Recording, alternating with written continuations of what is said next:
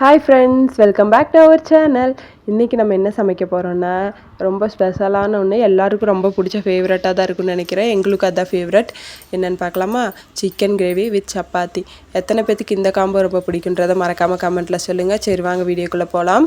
நம்ம சேனல் இப்போ தான் ஃபர்ஸ்ட் டைம் பார்க்குறீங்கன்னா மறக்காமல் லைக் அண்ட் ஷேர் பண்ணி சப்ஸ்கிரைப் பண்ணி சப்போர்ட் பண்ணுங்கள்.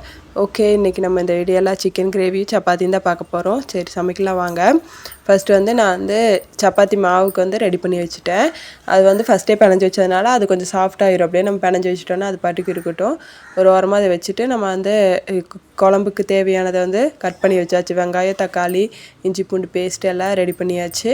இப்போ இதுக்கு தேவையான ஸ்பைசஸ் அரைக்கணும்.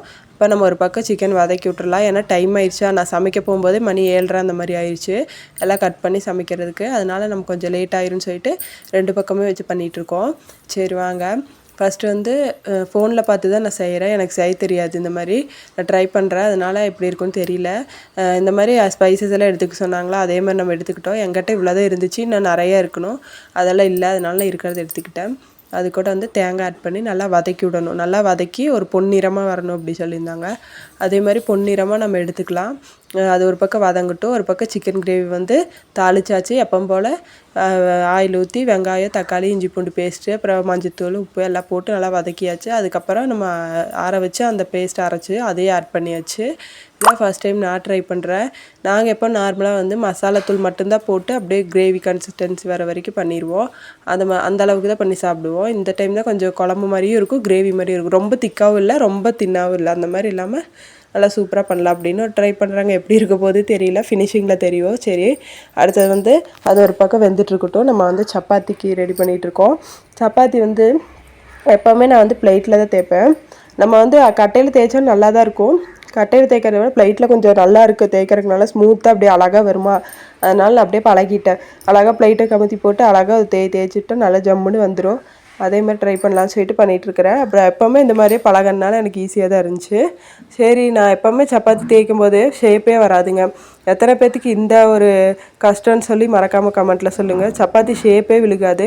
ரவுண்ட் ஷேப் வரக்கு ரொம்ப நாள் கஷ்டப்பட்டு 4 வருஷம் ஆச்சுங்க. இப்போ தான் ஒரு அளவுக்கு வருது. அப்படி தான் ஒவ்வொன்றா தேய்ச்சி பழகி இப்போ ஒரு அளவுக்கு சூப்பராக தான் வருது. அதனால் சரி வீடியோவில் காமிக்கலாம் அப்படி சொல்லிட்டு தான் வீடியோ எடுத்துகிட்டு இருந்தேன்.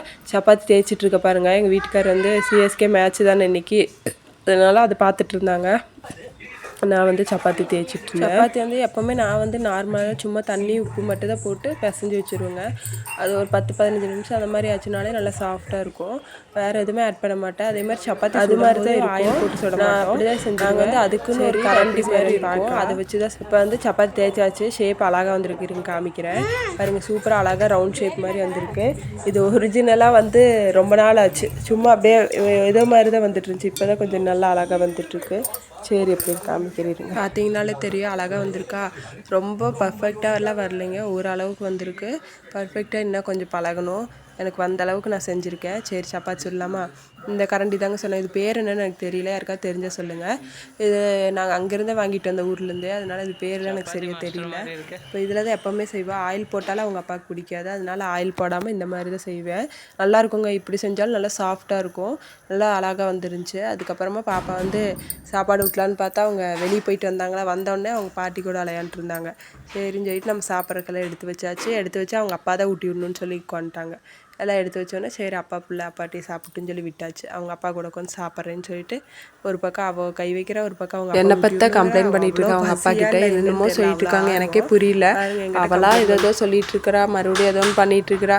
சரி ஏதோன்னு சொல்லட்டும், நம்மளும் அவள் சாப்பிடணும்னு சொல்லி அமைதியாக விட்டுட்டோம். நம்ம பேசினா திருப்பி பேசிட்டு அப்படியே ஏதோ சாக்குன்னு சொல்லிட்டு போயிடுவா, சாப்பிட மாட்டா. அதனால் அவள் சொல்கிறதெல்லாம் கேட்டுட்டு அமைதியாக அவளுக்கு பிடிச்ச மாதிரி அப்படியே அவளை பேச வச்சுட்டே சாப்பாடு ஊட்டிகிட்டு இருந்தாங்க. நானும் அவரும் ஒரு பக்கம் சாப்பிட்டு அப்படியே அவளையும் பார்த்துட்டு இருந்தோம்.